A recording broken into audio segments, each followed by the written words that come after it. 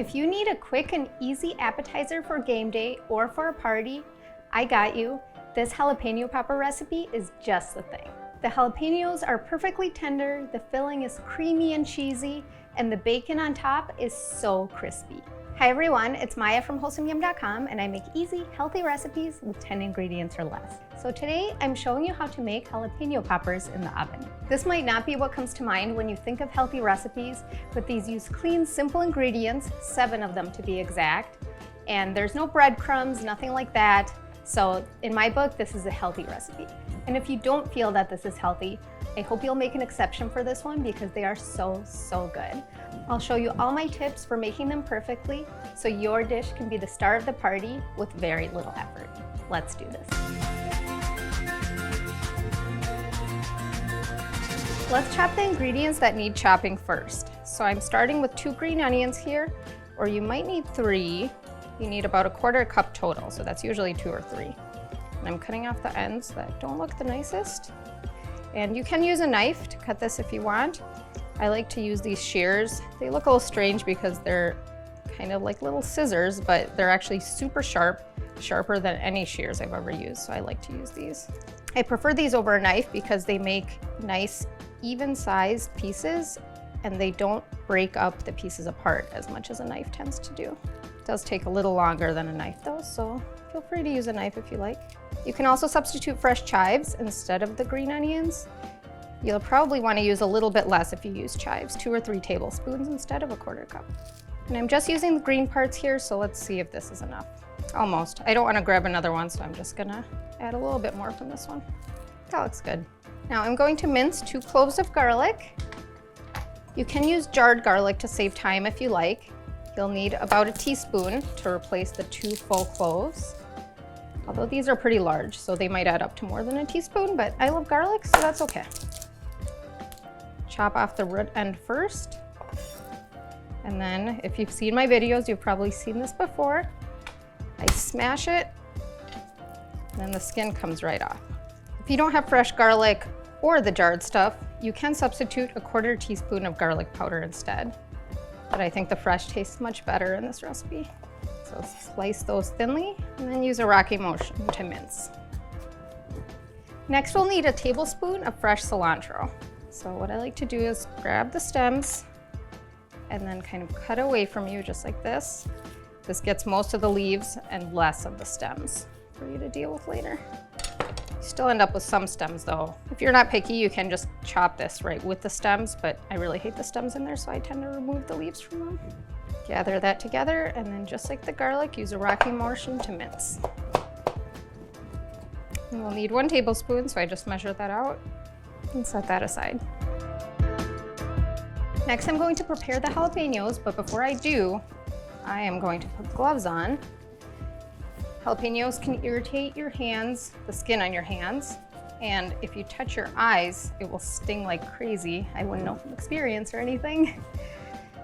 So I have 6 jalapenos here, and I'm gonna slice those in half. Now, if you like, you can leave the stem on, but I find them easier to slice if I remove it, so I'm just gonna go ahead and do that. And you can slice this way, but then see how this doesn't really stand up?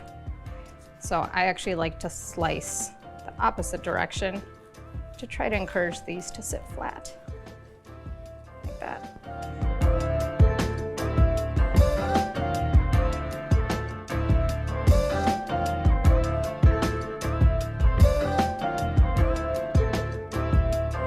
Now you can scoop out the seeds and the ribs with a spoon.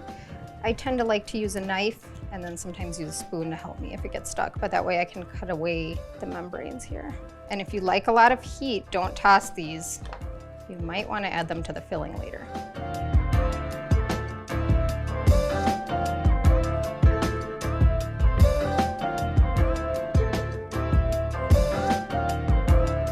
Now we're ready to mix together the filling. Add 3 ounces of cream cheese to a medium to large bowl.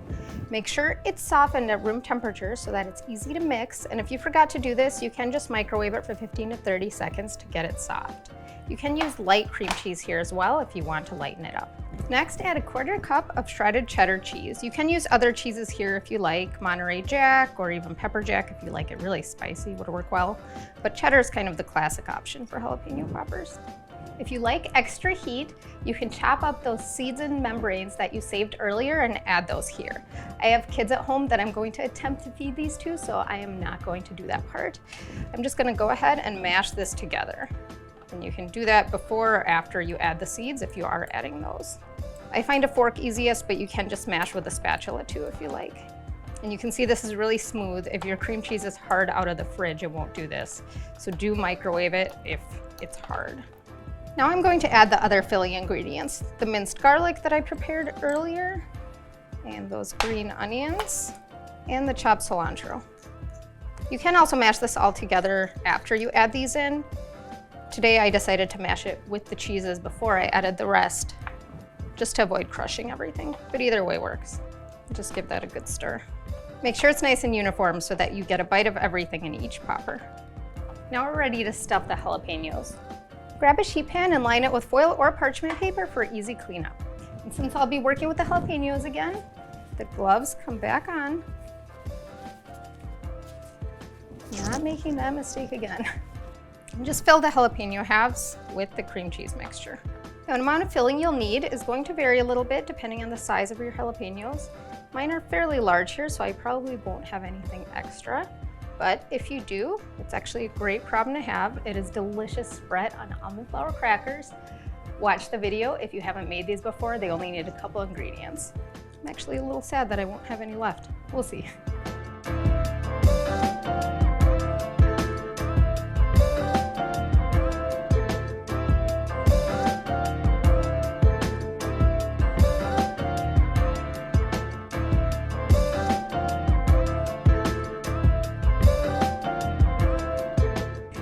A lot of jalapeno popper recipes wrap the bacon around the jalapenos, but I actually prefer mine with bacon bits because they are much more crispy that way.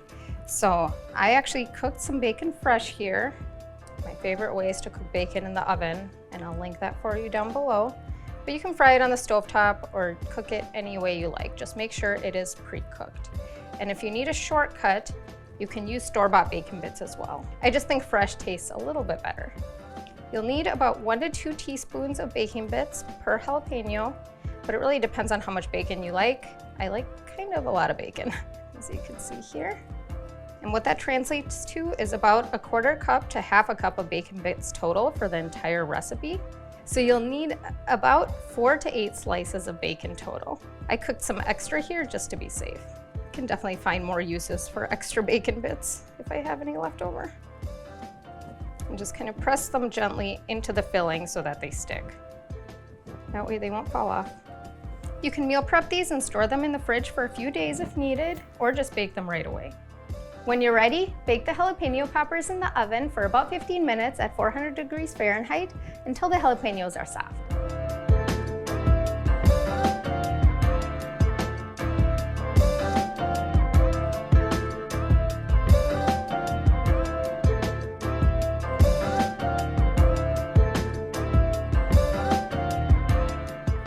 Ready to try one of these.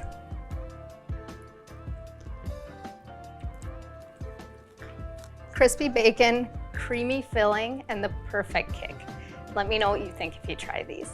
And if you like the cheesy, creamy, bacony, I'm gonna pretend that's a word, flavors of this dish, you are going to love this loaded cauliflower casserole. Ready to try them? All right.